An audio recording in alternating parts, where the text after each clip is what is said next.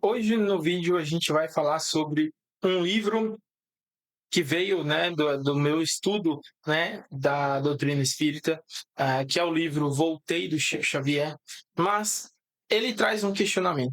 O que acontece depois que nós desencarnamos ou depois que nós morremos? O que será que acontece? É isso que o nosso irmão Jacob vai nos narrar, contando a sua experiência no desencarne, e o que ele percebeu durante tudo isso.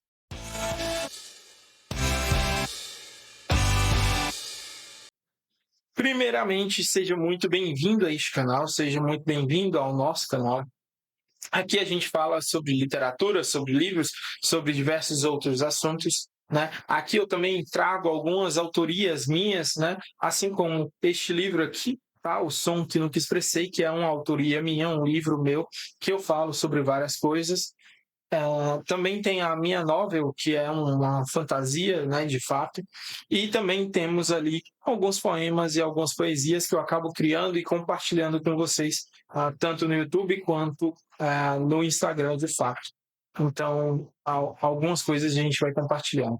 Mas para te lembrar, se você não me conhece, se inscreve no canal, ativa as notificações para que você não perca nenhum vídeo, para que você esteja acompanhando junto comigo essa nossa saga de resenhas e de vários livros que eu vou lendo e vou compartilhando as minhas impressões com todos vocês. Mas também deixo disponível para que vocês me peçam para fazer alguma resenha ou falar sobre algum livro que vocês gostariam de ver algo antes de vocês poderem adquirir. O livro com o qual nós falamos é esse daqui, Voltei, do Chico Xavier, tá?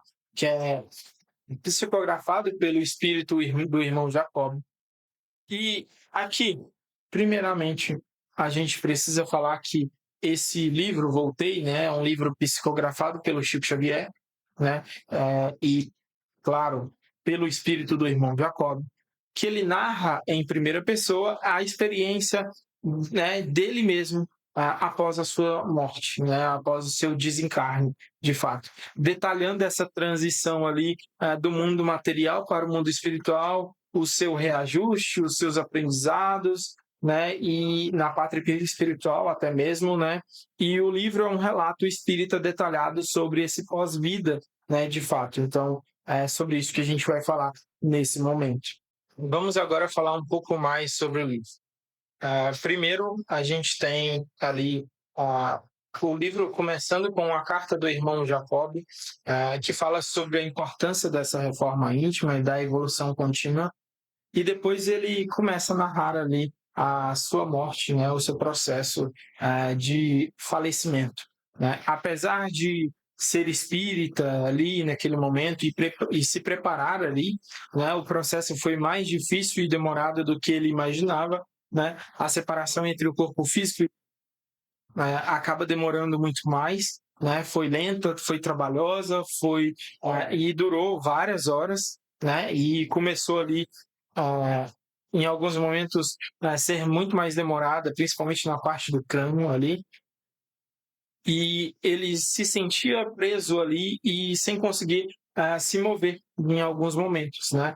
E depois a gente acompanha ali os primeiros socorros, né? Após as orações, ele acaba sendo recebido pela filha desencarnada Marta, mas ainda não consegue abraçá-la porque ele ainda não consegue mover o corpo ali.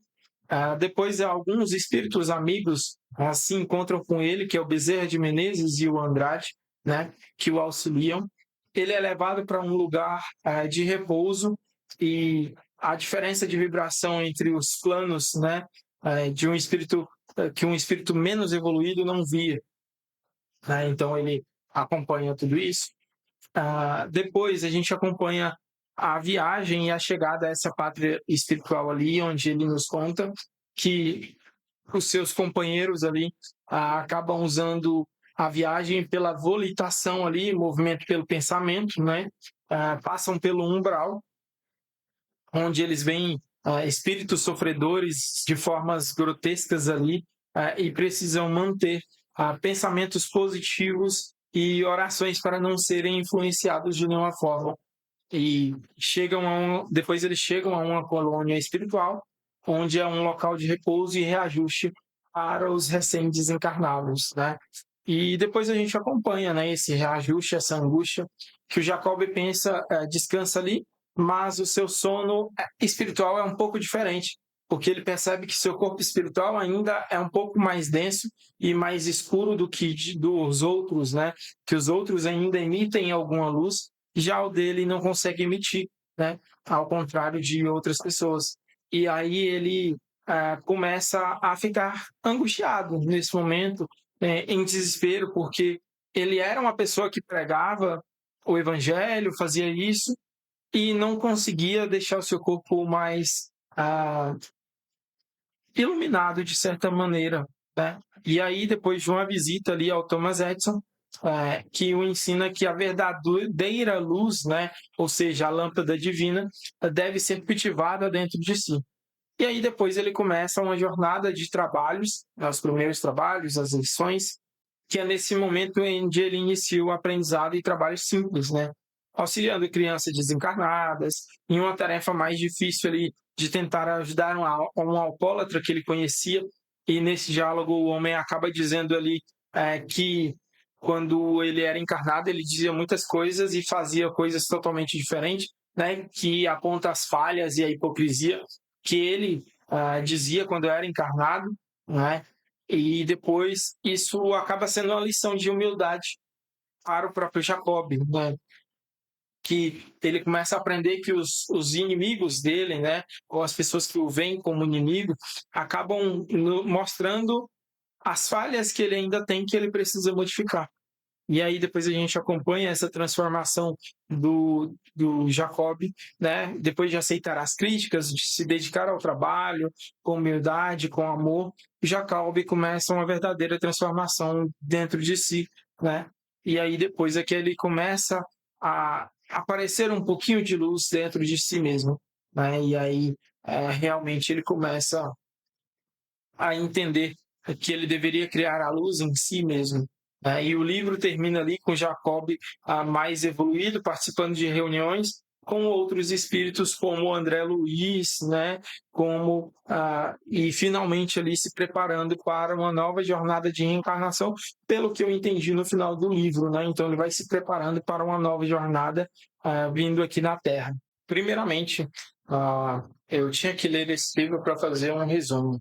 E realmente esse é um livro para tirar as dúvidas de quem tem dúvidas sobre como acontece o desencarne. E também é uma chamada, às vezes, para a gente voltar para a realidade, porque a gente acha que fazendo algumas determinadas coisas, pequenas caridades, quer dizer que a gente está salvo. Na realidade, a gente está fazendo menos do que deveria. Às vezes a gente precisa fazer muito mais que isso, né? Ou ser mais real com aquilo que nós tentamos pregar ou tentamos ser. Ou seja, parar de usar uma máscara dentro do centro espírita e começar a ser essa pessoa, né? Ser essa pessoa caridosa, amorosa em qualquer ambiente que nós estivermos. Também nos mostra que esse processo de criar a luz em nós não é só aqui na Terra, não é só na nossa encarnação, mas que a gente precisa fazer esse mesmo processo, mesmo desencarnado, né? Também nos mostra ali que somos recebidos pelos nossos irmãos, pelos nossos parentes, se nós nos lembrarmos de levarmos uma oração para todos eles. E depois a gente vai entendendo que, mesmo para quem já está nessa caminhada, pode ser difícil esse momento da separação do físico e do espiritual, principalmente se estamos tão ligados ou se temos tanto apego. E uma das coisas das informações que é nos mostrado ali é que, enquanto estamos vivos, né, se estamos muito apegados a coisas materiais ali, a gente acaba transferindo um pouco dessa energia, dessa intenção, para esses bens materiais que podem atrapalhar nessa separação do nosso corpo físico e espiritual em algum momento. Então, é importante que não tenhamos esse apego tão grande a algumas coisas. Uma outra coisa realmente que nos mostra é que a narrativa é muito simples, muito tranquila, porque capítulos são curtos, né?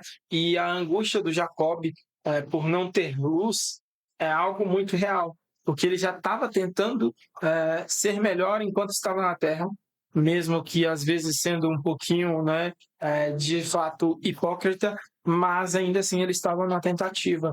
E na Padre Espiritual ele teve que ser ainda mais conciso nessa melhora que ele tinha que fazer em si mesmo.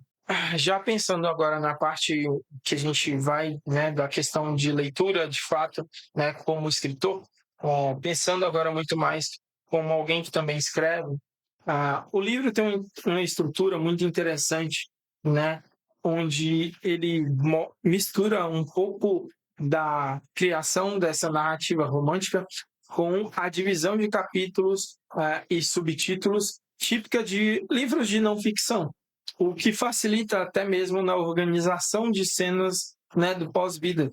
Então ele consegue fazer algumas separações ali dentro de cada cena ali que ele vai nos relatando dentro do livro. E eu achei isso bastante interessante para talvez alguns de nós podermos usar como escrita de fato.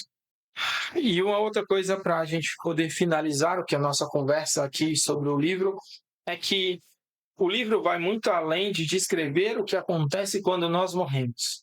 É um chamado para nós reformarmos o nosso íntimo, mudarmos um pouco algumas coisas que não fazemos ou que deixamos de fazer. Mostra também que conhecer a doutrina não basta, é preciso fazê-la, é preciso vivenciar ela, é preciso mudar a si mesmo para nós evoluirmos e merecermos essa luz espiritual. Então é necessário que esse livro nos chama para tudo isso. E uma outra coisa é, o autor, acredito que a maioria já conhece, mas o Chico Xavier foi um dos grandes médiuns aqui do Brasil. Tem mais de 400 livros escritos e foi um antecessor ali do Divaldo Franco e que nos trouxe muitos conhecimentos através das suas psicografias, das suas palestras, das suas palavras. Foi o que ele nos ensinou muito e que vai continuar vivo os seus ensinamentos por muitos anos, porque os seus livros têm muitos aprendizados que nós podemos tirar.